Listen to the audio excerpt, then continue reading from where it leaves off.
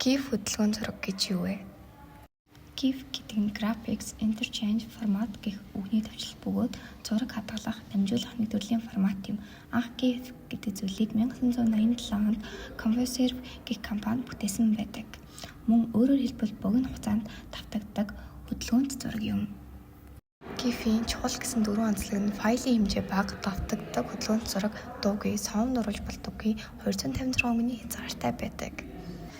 GIF-ийн түгээмэл хэрэглээнд интернет эможи, маркетинг сурталчилгаа, зааварчилгаа багтсан байдаг. GIF үүсгэхдээ програм ашиглан онлайн платформ, видеоноос тасдан аван ашиглах боломжтой.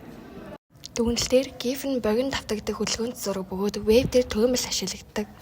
Маркетинг, контент бүтээх, зааварчилгаа хийх зэрэг олон зорилтоор ашиглаж болно. Хэлбэр үүсгэх боломжтой тул та ч мөн өөрийн GIF-ийг бүтээж болно.